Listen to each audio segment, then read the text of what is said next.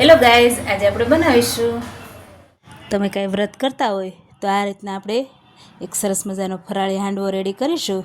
તેના માટે એક વાટકી આપણે સાબુદાણા લીધા છે અને એક વાટકી મોરૈયો લીધો છે। તેને સરસ એવો મિક્સરમાં દળી લેવાનો છે। એકદમ ફાઇન પેસ્ટ નથી કરવાની, એકદમ લોટ નથી કરી નાખવાનો। આ રીતના કરકરો લોટ રહે તો પણ ચાલે છે।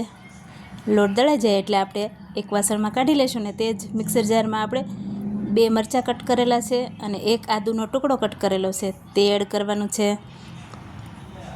8 થી 10 મરીના દાણા એડ કરેલા છે, કાળા મરીના દાણા એડ કરેલા છે અને 1 મોટું સાઇઝનું બટાકું કટ કરીને છાલ ઉતારીને કટ કરીને એડ કરેલું છે।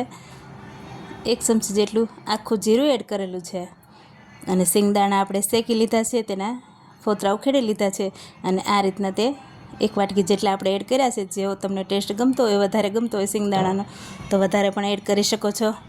આ રીતના આપણે થોડું મિક્સર ચલાવી લઈશું એટલે આપણે બટાકુને એ મિક્સ થઈ જાય। ત્યાર પછી 1 વાટકી દહીં નાખીશું અને જે આપણે લોટ દળ્યો હતો સાબુદાણાને મોરૈયાનો તે આપણે 1 વાટકો આપણે એડ કરી દઈશું અને 1-1.5 વાટકી જેટલું પાણી એડ કરી દઈશું। સ્વાદ મુજબ મીઠું એડ કરીશું। ત્યાર પછી આપણે મિક્સર જારને બંધ કરીને થોડું ચલાવી લેવાનું છે। તમને એમ લાગે કે બેટર એકદમ થીક છે તો થોડું પાણી એડ કરી શકો છો અને થોડું ચલાવી લેવાનું છે। આ રીતના મને અત્યારે બરોબર લાગે છે એટલે હું પાણી એડ નથી કરતી। એક વાસણમાં આપણે આ બેટર કાઢી લઈશું। થોડું હાંડવાનું બેટર થીક જ હોવું જોઈએ એટલા માટે આપણે રેડી છે બેટર। ત્યાર પછી આપણે એક પેનમાં થોડું તેલ લીધું છે, નોનસ્ટિક પેન હોય તો નોનસ્ટિકમાં લેવાનું છે। અત્યારે આપણે સ્ટીલના પેનમાં બનાવીએ છીએ તો એક ચમચી જેટલું તેલ એડ કર્યું છે। થોડું એવું જીરું એડ કરવાનું છે અને મીઠા લીમડાના પાન એડ કરેલા છે, વ્હાઈટ તલ એડ કરેલા છે। ત્યાર પછી આપણે જે બેટર બનાવ્યું છે તે એડ કરવાનું છે। જો તમને લીલા ધાણા ખાતા હોય કે તમારી જોડે હોય તો તે એડ કરી શકો છો। અત્યારે મારી જોડે નહોતા તો મેં નથી એડ કરેલા। આ રીતના આપણે બેટર પાથરી દઈશું અને મીડિયમ ગેસ રાખીશું। ઉપરથી કોઈ પણ ઢાંકણ ઢાંકી દઈશું। આ રીતના 2-5 મિનિટ ચડવા દઈશું।